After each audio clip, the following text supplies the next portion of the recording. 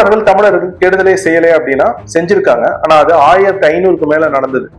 1500 முன்னாடி பார்ப்பனரும் தமிழர்களும் ஒற்றுமை இருந்திருக்கும். அப்ப நம்ம பேரரசுகளை உருவாக்கி இருக்கோம். இப்ப இந்த 1500க்கு மேல என்ன நடந்துச்சு? விஜயநகரம் உள்ளார வராங்க, தமிழர்கள் தங்கள் அடையாளங்களை இழக்க ஆரம்பிக்கின்றோம்.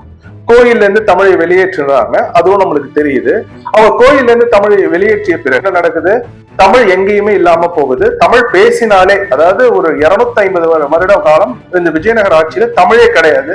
தெலுங்கும் சமஸ்கிருதம் தான் ஆட்சி அதிகாரம் செலுத்துகின்றது. அப்ப அந்த காலகட்டத்துல அது முடிஞ்சு அதுக்கப்புறம் ஆங்கிலேயர்கள் ஆட்சி வருது. ஆங்கிலேயர்கள் ஆட்சியில பார்ப்பனர்கள் கல்வி கற்கிறாங்க, கல்வி கற்று உயர்ந்த வேலைகளுக்கு போறாங்க, உத்தியோகங்கள் போறாங்க. அப்ப அவங்க போறப்ப என்ன நினைக்கிறாங்கன்னா, அவங்களுக்கு ஒரு செருக்கு ஒண்ணு ஏற்படுது. அவங்க என்ன நினைக்கிறாங்கன்னா, தமிழர்கள் வந்து இப்படிதான் கீழே இருந்திருக்காங்க நம்மளுக்கு கீழே அப்படின்னு வரலாறு தெரியாம அவங்க நினைக்க ஆரம்பிச்சோன்னு என்ன பண்றாங்க? ரொம்ப ஆதிக்கம் செலுத்துறாங்க. அந்த ஆதிக்கம் செலுத்துவதை பெரும் மதிப்பிற்கு மரியாதைக்கு முறைய ஐயா குருமூர்த்தி அவங்களே ஒத்துக்கிறாங்க, நாங்க ரொம்ப டாமினேட் பண்ணோம், அது தவறுதான் அப்படின்ட்டு. அப்ப எப்பெல்லாம் ரொம்ப ஆதிக்கம் யாரோ செலுத்த ஆரம்பிக்கிறாங்களோ அங்க வந்து அவருக்கு எதிர்வினையும் நடக்கும். அப்படி திராவிடம் வந்து எதிர்வினை ஆற்றுறது, ஈவேரா வந்து எதிர்வினை ஆற்றாரு.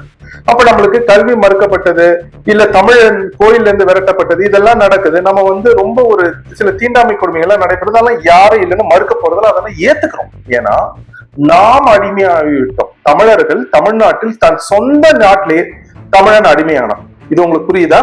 சரி, இப்ப இந்த இடத்துல உங்களுக்கு அப்ப தெரியுது பார்ப்பனர்கள் தவறு செஞ்சிருக்காங்க, அவங்களும் அதை ஒத்துக்கிறாங்க, அதை நம்ம ஏத்துக்கவும் செய்யறோம். ஏன்னா நாங்க தவறே செய்யல அப்படின்னு டினையல் அவங்க இல்ல.